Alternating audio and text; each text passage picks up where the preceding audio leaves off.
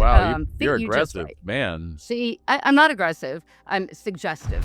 But no one's gonna be you. So unless you want to work the floor, you need to get the heck off of the floor and develop your people. I disagree, actually.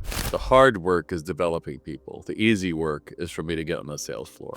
This is at worst. Whenever you're in the hot seat and then somebody goes, Trust me, this it's is not good. the worst. You're seeing Bob very, very nice, and my work with founders in particular get caught up with these kind of items because frankly, it feeds our ego. We like to be, but it doesn't matter. I mean, it's for the store. It's like, yeah, well, it still feeds our ego. Welcome to Retail Therapy, a special segment on the Rooted in Retail podcast where we give therapy to retailers. However, we are not actual therapists. We are retail pros and business pros. And today we are talking to Michelle. And Michelle had a question about, should I be using an inventory management system? Been going back and forth for a while. Should I do it? And so if you are wondering that same thing, or if you're thinking about ditching yours, if you have one, then you can get insight from the retail doctor, our therapist, Bob Phibbs. Then we go into sales training, our sales team. How can we really support the business to be really a sustainable, strong foundation business? And we get into really supporting the business versus the founder. And Michelle has so much energy. She loves what she's doing. She's an incredible business person and you could tell she just loves her store and loves her customers. But she might be working too much, or maybe she just needs some systems in place to really support her. And we kind of break it down. And I just really appreciate the conversation. I appreciate Michelle's honesty, her passion. And I just feel like Bob had really great advice and something for Michelle to be thinking about with her store that I know some of our listeners are in the same exact boat as Michelle. So I am really excited for you to listen to today. There's always such great feedback and therapy on these. So let's dive in. Welcome to the show. I'm your host, Crystal Vilkaitis, the Wolf of Main Street, and this is Rooted in Retail. Bob, Michelle, welcome to Retail Therapy. I'm so excited you guys are here for another awesome conversation. Before we dive in, Bob, our retail doctor, will you share a little bit about you?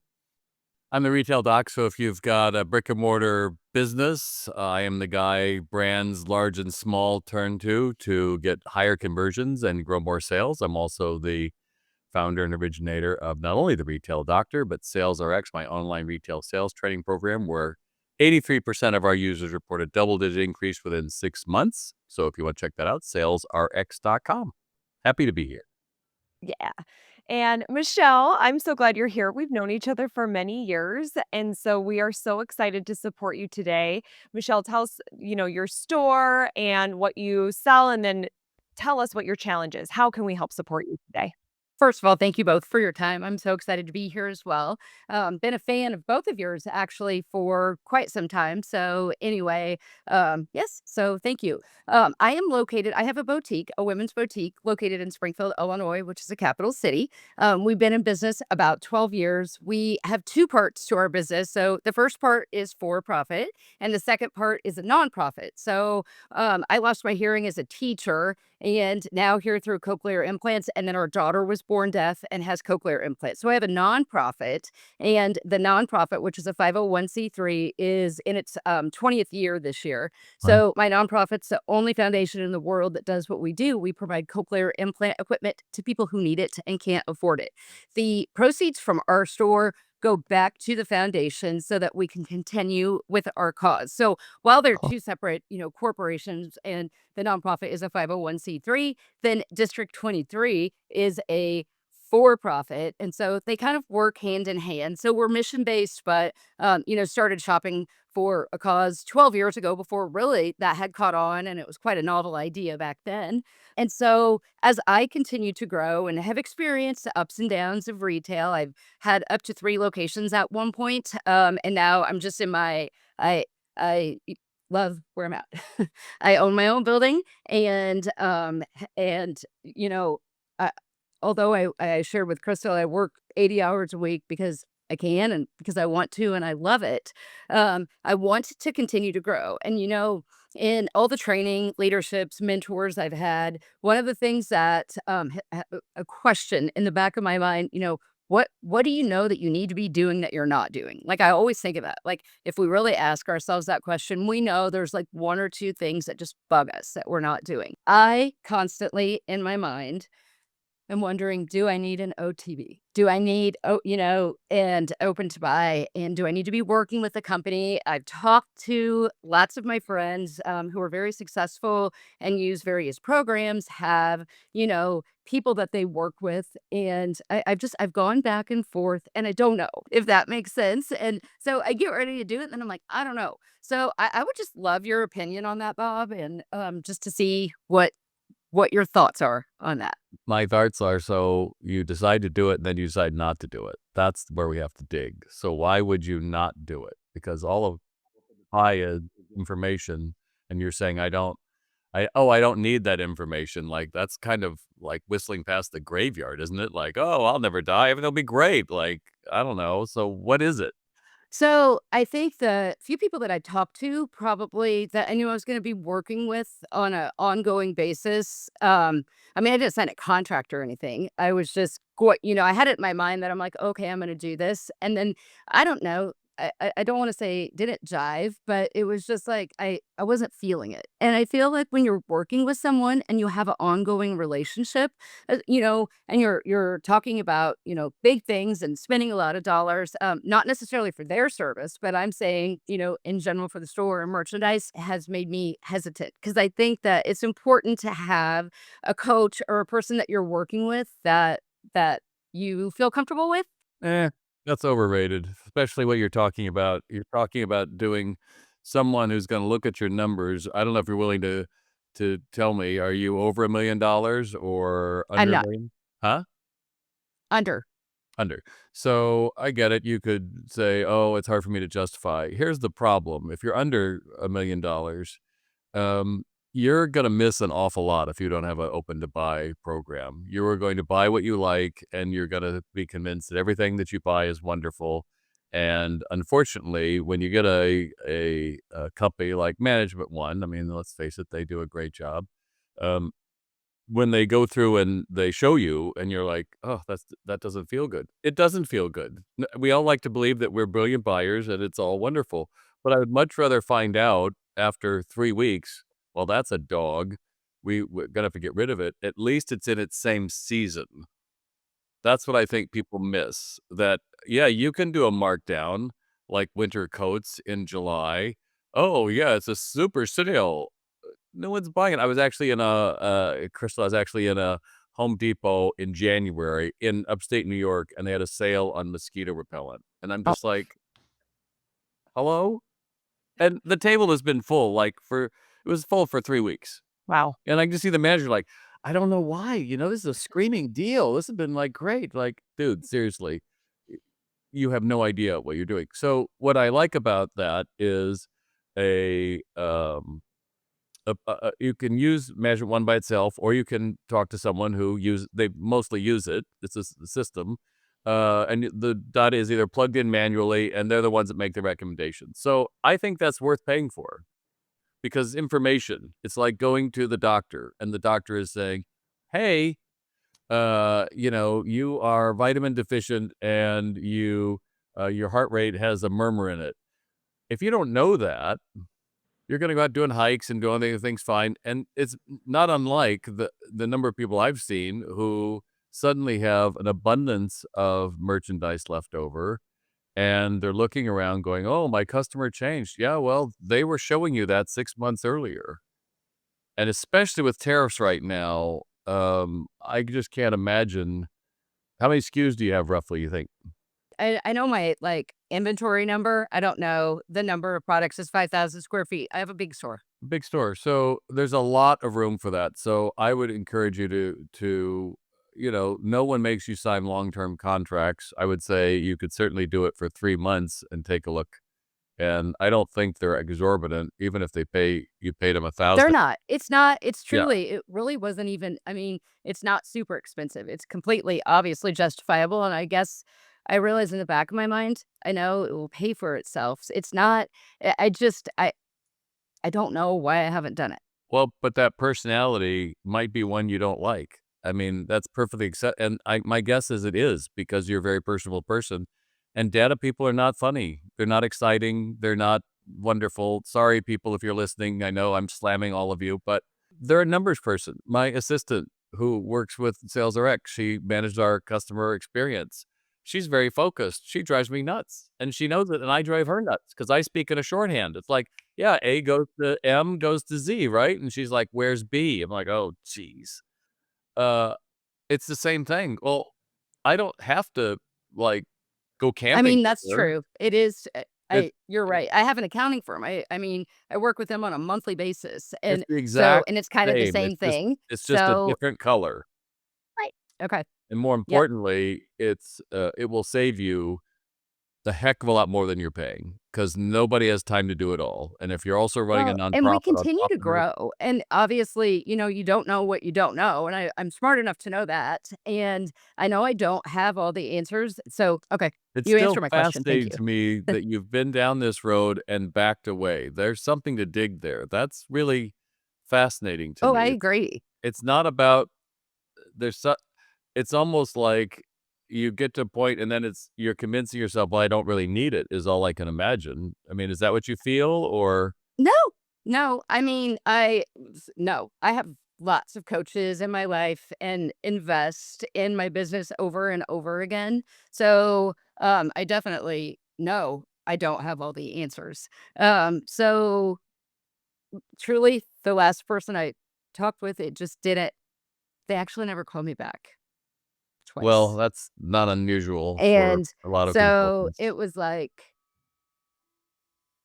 that scared me. Fair enough. Okay. I don't know a lot with open to buy. So I we do talk to Management One, and I know a lot of people who use Management One who are seeing great success with that. There's a lot of different consultants too, and Michelle, I'm happy to send you several names because it might have been a situation where you just didn't have the right person. It wasn't the right fit. And maybe interviewing, like, similarly, if you're gonna hire somebody to join your team, like, you're gonna interview several people and find the best candidate, and so maybe it's a matter of interviewing several, open to buy consultants and platforms and finding what you really like. Okay. I appreciate that. And, I mean, you two are the experts and I've, want to continue to grow and so that this is one of those things that is going to help me. Good. I'm gonna send you a recording. I did an hour with it was cracking your profit. That's what it was, cracking your profit code. And we talked about this pretty extensively. So it would if nothing else, it should give you some ideas of what you could get from it. I think that's where I was going is I want to make sure that you have something that you can say, yes, that's what I got for. So what else is going on with you, Michelle? And Okay. no one should be working 80 hours a day. I love what I mean, I don't that's care. me. You're gonna This is not die. my only business. I have 5 businesses. So You're this gonna is not my die. only That's business. crazy. So So, don't do that. um, I'm sorry. Don't do that. You're gonna die. Life is too short. I Trust Yeah, me. no. It's truly my passion. If I didn't want to, I don't I know, have but to. you don't get bonus points for not taking care of yourself. So I just take care of myself. consider that I think I do a good burnout is job. real. That's my point. Um, I do. I feel like I do feel like I do a good job of that. I have a great team and I would say, as we continue to grow, one of the things, so I have a question. I have a question for you.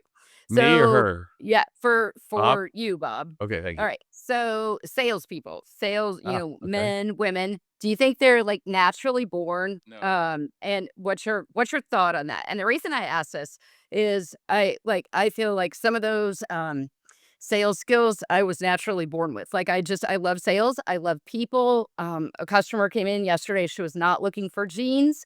And I was like, you should be looking for jeans. And she said, it's Illinois and it's 101 degrees out. I don't want jeans. And I said, I understand, but you look to be about 5'1", and I feel like you probably have trouble finding jeans that Wow, fit you're you just aggressive, right. man. See, I'm not aggressive. I'm suggestive. That's pretty g And but keep going, I'm uh, listening. It's well, good. I'm I not mean, no dishing. Keep going. she bought 5 pairs of jeans yesterday. Great. Right. So and she didn't want any. And she didn't want them in her dressing room. I put them in there and I said, I lined them up in order. So I put 8 pairs in. And so I said, I lined them in order by how I think that you'll like the fit and the length. If you don't try them on, no big deal. Um, and anyway, she opened the door and she said, I would have never tried these on. I'm not jean shopping and I'm so excited. She's coming back to an event we're doing on Wednesday. When I work with my customers, I'm not pushy. I am suggestive. And But so that's you. So your question was coming I mean, that's great. That's all yeah, you. I'm curious so about how do your you replicate my sales are personally always high. So, I'm sure they if are. and so but how do I replicate that with my staff? I How mean, many people do you have we working for you? so I have 15. Holy crap. Do you run the, floor when you're there? Yes, and they work alongside me. So I don't, like, ring up anybody, I don't do that. Bringing up isn't the So, point.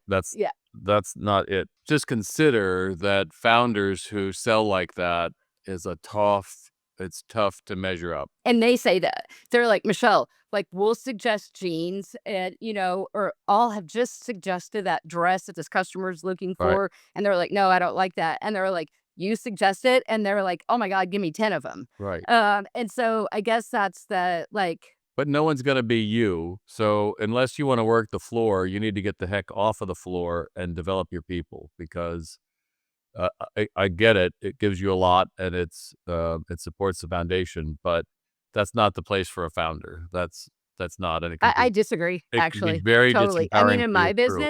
in my business, that is what has taken me to the next level. My customers love seeing me, and when I can raise the sales by being on the floor 2 hours a day, 3 hours a day, by a couple $1,000 a day for me being out there, like, and my I mean, I am the face of my business, so Right, but I don't need your to be goal is on the to get floor 7 days a week, but but your goal is to get your crew to do that, and you make your crew. So, if they're not doing it and you swoop in like you're Glenda the good witch, not that you're a witch, you swoop in and everything becomes more better, then, well, she's gonna take it anyway, so it's really easy for people to pull back. That's my concern about that. Crystal, what are your okay. thoughts? No, I agree. I mean, I think that there are a lot of benefits, like Michelle, your customers love you and you show up on your social and you are the face. Like it is a personal brand and that does help build the brand and help sell, but I think there are a lot of opportunities to develop the people like Bob is saying to allow you like imagine, God forbid, I call it bus proofing, but what if something did happen to you? You got hit by a bus, then the business is crumbling without you. So we have to develop people to support you in whatever, and you could still be in it. But I do agree, people will pull back. They're going to be like, Michelle's got it and she loves doing it, and the customers love her. So that's just a win win win for her to take care of it. I don't want to get in the way of that when they really could be stepping up. Okay. I mean, and that's I see exactly what you're saying. I do. You're just gonna live longer, and you're more importantly, the hard work is developing people. The easy work is for me to get on the sales floor. Yeah. It's Yeah. really that simple. I can sell anything. I'm not worried about that. Give me a And I car, mean, give my me a team widget. is all I mean, most of like my people that are here, I mean, they've been with me 5, 6, 7 years. I mean, they've been here a while. So we don't have high turnover. So okay. Do you have turnover? We a little bit, Do they pretty work small. on bonus or commission or something? They don't, which is really bizarre too. And that was another question that was on What's my your list. question? You have a little bit more time. Well, What's your question? so I mean, I used to have the daily sales goals and then they would get a bonus and up to 2 or 3 additional dollars an hour based on and anyway the sales, we did it for a couple years. We followed another program that Okay. suggested that. So we did it for, I think, 2.5 years. I got rid of it and our sales went like this. What year did you get You're rid of it? What year? um 2021, 2022. So right after the I have to go. pandemic. But I had enough data prior to that. It actually, our sales were worse when I had that.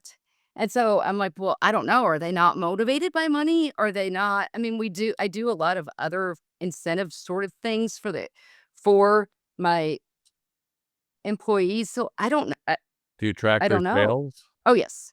Yeah. I mean, we're highly systematized and, I'm very dialed into like our sales and the reports Cool. and that. Yes. Cool. So you obviously think there needs to be that needs to be tied to incentives and just Well, I think people who wanna perform, if I was on your sales floor and you were running the floor and I was on the floor, I'd be pissed. So that would be me, my personality style. That's me.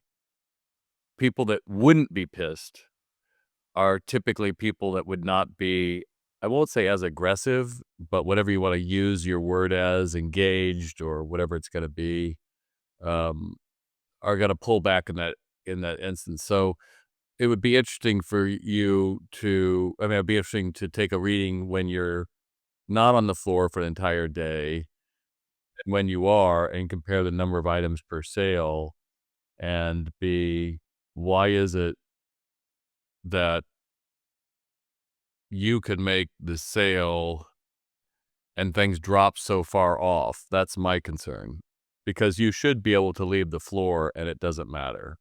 I'm just saying that's the mark of a retail store, or else you're gonna try to be everything, and you might think you can do the work of 2 people, but you can't be 2 people. So, if someone's got this powerhouse that's waiting on them, and then someone else has someone else who's not such a powerhouse, they may be like, "Oh, yeah, wait till Michelle's in." And that yeah, can be a challenge as yeah, well, right? I mean, sure. Crystal's smiling, she's heard something like that. Totally. Yeah. Well, and I would even feel that way as a customer. I'm just thinking about a store that I love and I love working with the owner and I'll wait for the owner. Her people aren't built up to her level, and so then I also don't have the trust with them yet. And so I'm smiling because I can relate. So I'm only here to help, not hurt. I didn't say that at the outset, I don't think, but, if you have other questions, well, that's great. I'm not here to challenge you and make you feel bad, but I just know that my work with founders in particular get caught up with these kind of items because frankly, it feeds our ego, and that's great too. We like to be, "Oh, but it doesn't matter. I mean, it's for the store." It's like, yeah, well, it still feeds our ego. So, just think about how that plays out, and I'm a big believer when people tell me they don't have turnover in store that that's not so great. I do believe you should have turnover in the store enough that new bodies are coming in and young people are coming in who are gonna challenge the crap out of you, and you're gonna pull your hair out and say, "Why am I doing this?" Because that's how we grow, and I think failure is a great thing for us to teach, especially when it comes to training. You're, I was on your site there, there it is. So you are the face of the brand. You got Tuesdays at 2 with Michelle, and, uh like your products are in a pretty affordable range. All of the models are you on the page. Because Great. when I switched to a model that was not me and it was not indicative of the clothes that we sell, and I had a 16-year-old modeling Oh, something that for a 55-year-old, yeah, old, that's it didn't work. yeah. It didn't work, and I did it for 2 years, and our sales dropped so significantly. And who is your ideal customer? How old are they? My age. So I'm 51. So our targeted demographic is 44 to 55. Our second biggest demographic is 55 to 65. And then third would be, that 35 to 44. And then everything on the edges. And my customers actually gotten older. I'm not getting older. They're just getting older. Right. And so, anyway, but it's odd because I never set out to have like generational shopping, but that has what has happened. So we have, the grandma or great grandma come in with her daughter and granddaughters, and that, I mean, it's happened probably 3 times today. Um, let me tell you, it'd be real nice to not have to take all those pictures every week. No, I'm just trying to get a beat on all you're doing. And so, how are you marketing to all these people? Well, I mean, this is your time. I'm not here to inquire. Is there any other questions that you feel would be helpful? That's all. I mean, to answer your question, we obviously Facebook, but I also have my own database. So we have, our local database of customers, and I really try to hone in on those customers. We do a lot of direct marketing, lots of mail. And so lots of direct mail. So, mailers, promos. I have a teacher event coming on Wednesday. We are very event driven. And so lots of community focus. We do weekly newsletters. I do my weekly live. So, what's in your That newsletter? What typically is in your newsletter? so our newsletter consists of new arrivals, product reviews, information about an upcoming event, and then the weekly. So we chase each live that we do with, and that's on Tuesdays. So we do about a 30-45 minute live every Tuesday. And then there's an email newsletter that goes out that pretty much chases that live, and then, has the activities for the week or anything that we're doing, and new arrivals. That's a commitment. That's a lot. I mean, we're very consistent with it. Yeah. And that has, I mean, the amount of people that come in from that with their phone and a picture on Facebook, or they're like, I want this shirt, or they take a screenshot and, send it to us in Messenger or Instagram. We have a much bigger presence on Facebook because my client is older than Instagram. Yeah, I think direct mail is like awesome. It's expensive, but it can work really well. Yep. So I'm just looking at you have 78,000 followers. You have a lot of likes on things. You have a bunch of comments here on one. I'm just going to pick it up. Any chance you can get this in green? Love this in green. I need to see this. Any chance to restock? And you replied to all of them, so that's great. I love to see that. That's nice. So what do you need? Oh, Any this is a worst whenever you're in the hot seat and then somebody goes, "That's okay though. No, it's good. Trust me, this It's is not good." the worst. You're seeing Bob very, very nice and calm. So this is not the worst. Yeah. But yeah, And you're doing a lot of great stuff, Michelle. yeah. Back to the pictures while Bob's kind of looking at some of that stuff. Have you tried a model in her 50s? Yes. Okay, and so it's just they're really resonating with you. So it's also a pain, and these people, a lot of people don't like taking their picture or being hassled Mm. with that. Now, when you get a professional model, I mean, I could get a professional model. I could. And so at one point I had that. And then it's like having to work with theirs. It was, yeah. So Mm. I've tried it all. And for one reason or another, it's ended up being more effective and easier, although it's harder for Right. me to do it when it fits with my schedule, because there can be, times where I'll take, 50 outfits and do, 3 pictures of each outfit. And so I have, Do and you pay to boost these reels and posts or no? a little, I Or is it mean, minimal. organic? Yeah, it's organic. No, and actually, our which you don't ever want to have happen, but our card with Facebook was compromised, and so Happened to no, me too. so that's all organic that you're seeing. The only thing about this for me is it stands out is where the hell is this shop? Where is this? So if you go to about, Yeah, I get that, but I should see it in the intro because the intro is what somebody sees first. oh, okay, So I would make sure that you have your address in here so we know what this place is. okay, It would make a big difference. And yeah, I'm sure it's here. and we have it in our profile picture. It tells our Yeah, hours but that's and way too small. I mean, you really okay, wanted to be able to see that right away, I think. okay, But for those of you who are at home or watching this, I mean, she's got a lot of views on these reels. It's great. And you are the person.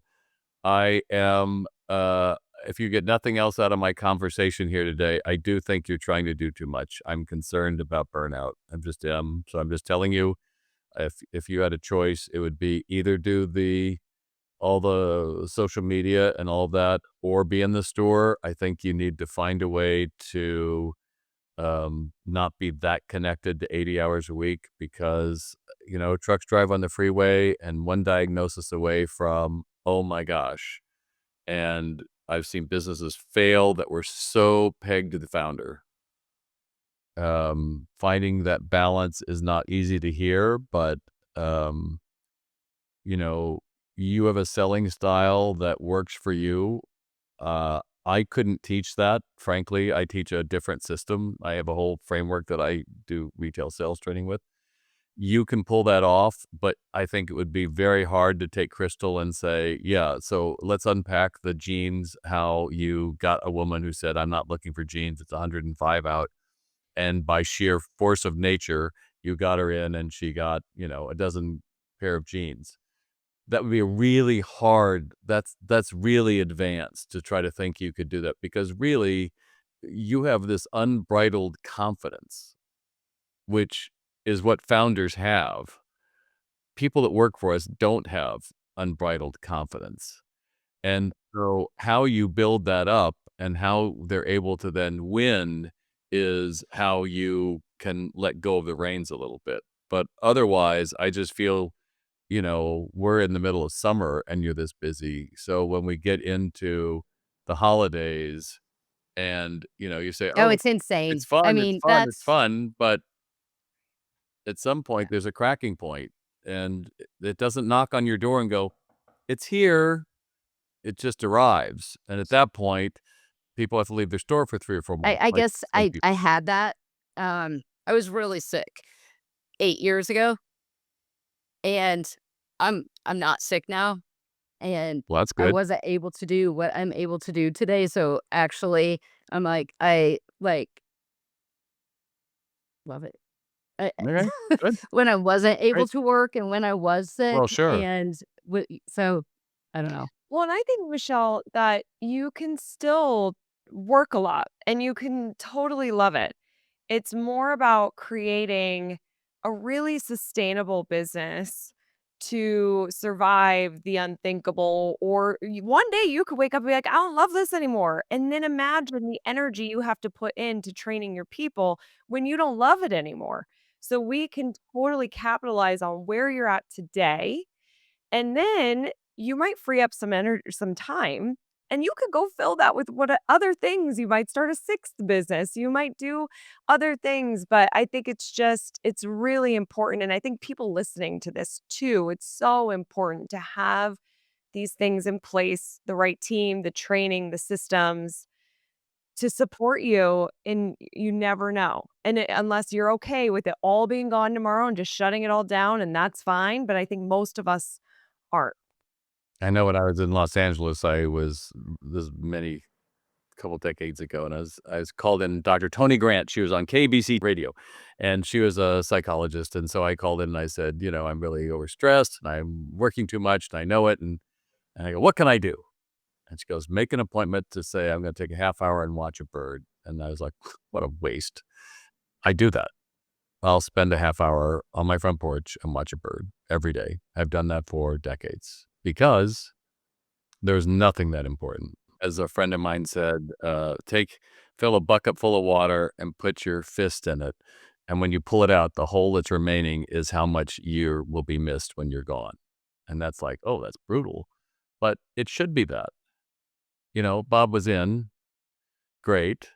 But that whole, it's all about me as the face. Just, I think it could just be too taxing. So I think we've gone this much too long. So if you have other questions, that great. Or Crystal, if you have something you pique interest about, but I don't want to make it, I would say, well, what's one thing you got out of our conversation so far? Well, I mean, I definitely am going to look at the open to buy. And then I'm not sure how to step back from the business because, you know, COVID was hard. That was a That's hard enough. 5 years. That's And enough. it's You could like, just I say, I have don't know like, how. That's all you have to say. Right. yeah, I mean, Because I've that's put, what has to I open you up had to, to I figure it had out. so What much on the if? line after COVID that it was like, well, if it's, survival of the fittest at that point. So anyway, so yeah, I would say I don't, and yeah, I don't know how to do that. Good. Just try to And find then a way and to. then what do you do when you don't know how and you don't want to? Well, if you don't want to, there's no point to anything. I mean, you're not going to do it. So what difference does it make if you don't want to? Ugh. It's kind of like So what started our conversation with and it's not just an open to buy. It's a merchandise. It's a inventory management system is what you're looking for. Open to buy is part yes, of it, but it's an inventory management system, which is going to go through and do the markdowns for you. So, um, you've come close to it several times. I just don't know why you wouldn't just push the trigger. You've been increasing sales and doing well. So why wouldn't you just push the trigger and then see what it can do in the next 3 months and give yourself 90 days? It takes a bit of a learning ramp to get up to it. They got to get sure. your SKUs. I assume you're on a computerized system like Lightspeed or something like that. All the SKUs are in there, right? Shopify. Shopify. So most of them work with that. So I would encourage you to just do it. It's not going to kill you. And then take a look. And then you're going to say, oh my gosh, I should have done this a long time ago. Well, that's what happens to most of us. When it Yeah. finally hurts enough, we change. Right. Right. All right. Well, I appreciate that. And, everything that you said, I think is very on point. And so, it's taking a look at how to step back and delegate a little bit more of that with the sales, and do that. And I mean, sales are the hardest thing, I think, in a business to teach. So, Teaching people to be on time is hard. I mean, if you don't have it, there's a lot of points, but sometimes we settle for people that don't have the skills and we tell ourselves that it's okay. When if we really looked at it as a separate, if you were not who you are and you were a management consultant that walked in the door and they looked at the hard numbers, would they have the same feeling you do? And that's something to look at. If they're all friends and we're going out for beers on Friday nights, it's really hard to be their boss on Monday morning. So consider that. Anyway, I think that's kind of it with Crystal. I think we got, anything else Yeah, you've I got? think that was really good. And one thing I'll just close out here in saying, Bob, you just said we do things until it hurts bad enough and then we make the decision. Michelle, what we're trying to do here is prevent the pain. Like if there is the pain, you're already set up and you're good and you don't have to deal with it. And that's, I think, your struggle of wanting to do it because you're not in pain right now. Things are fine. You right. love what you're doing. So you want to truck along. But I think it is a good seed to be planted to start thinking about your business that way. And you might start discovering, I do want to do this because I think Bob's right. You won't do it if you don't want to do it. You just won't. And Right. so I think that there's a lot from this conversation. Listen back to that you can take with you, and just thank you for being open and honest and sharing because it totally helps our listeners as well. Oh, yes. Yes. Thank you. And yeah, when I go back and listen to it, it'll be good. Good. Yeah, Good. for sure. It will. And thank you so much Of for course. so much time, and attention. I very much appreciate it. Of course. Yes. Awesome. Thank you both. Another great conversation. Everyone, remember that we're rooting for your success. Have a great week ahead. Bye. Thank you so much for listening to the Rooted in Retail podcast. It means the world to me to have you here. If you find value in this show and you listen on an iPhone, if you could leave a review on the Apple Podcast app, that would be amazing. And if you watch YouTube, if you're a YouTube subscriber, we film this. And so if you rather watch the show, you can also do that over on YouTube. Again, thank you for listening, and I'll see you on the next episode.